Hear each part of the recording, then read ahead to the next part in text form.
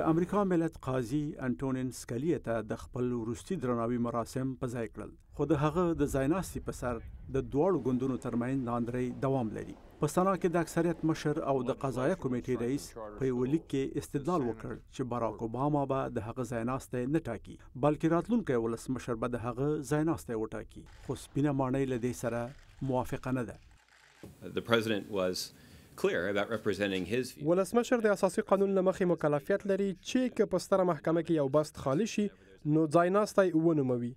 سنا هم دا مکلفیت لري چې د نومول شوي شخص په برخه کې غور وکړي او هغه ته په ټاکلي وخت کې د هو او یا نه رایه ورکړي. جمهوری خواهان په دې ټینګار کوي چې که چیرې جمهور رئیس اوباما کوم قاضي ونوموي نو دوی به د رایو بهیر د بل کال تر نومبر پورې وځنډوي څو پورې بل ولسمشر وټاکل شي. یو څو جمهوری خواهان وایي پکار ده سنا پر هغه چا غور وکړي چې اوباما یې د سترې محکمې د قاضي په توګه ونوموي، خو سره له دې هم زیاتره کتونکي شک لري چې د نومونې پر مسله به دومره دوه ګوندي توافق منځته راشي چې په سنا کې پر هغه وروستۍ رایګیري وشي. یو اعلان د قاضي د نومونې په سر دا شخړه په ډاګه کوي. په ستره محکمه کې بس خالی دی. په نومبر کې ستاسې رایه ستاسې یوازینی غږ دی. څرنګه چې په متحده ایالاتو کې د ټاکنو وخت دی نو له همدا اوس نه داسې اعلانونه خپریږي. تاسې راتلونکي ولسمشر وټاکئ او هغه به راتلونکي قاضي ونوموي.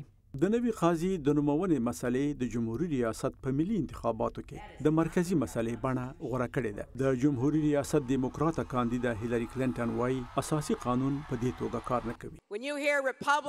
تاسې اورئ چې جمهوری خواهان وايي دوی به هغه قاضي رد کړي چې ولسمشر اوباما یې ونوموي. راځئ جمهوری غوښتونکو ته دا ور په یاد کړو چې اوباما د متحده ایالاتو جمهور رئیس دی. دا انتخابات به د سترې محکمې په برخه کې ولسپوښتنه وي او زه به تاسې ته دا ووایم. زه هغه وخت په بې صبرۍ انتظار کوم چې له ډیموکرات هیلری کلینټن یا برني سانډرز سره په دې برخه کې مناظره وکړم. سپینه ماڼۍ به په یو څو ورځو او یا اونیو کې د متحده ایالاتو سترې محکمې ته د نامتو قاضي انټونین سکالي ځایناستی ونوموي. نسیم ستانزی د امریکا غږ آشنا ټلویزیون، واشنگټن.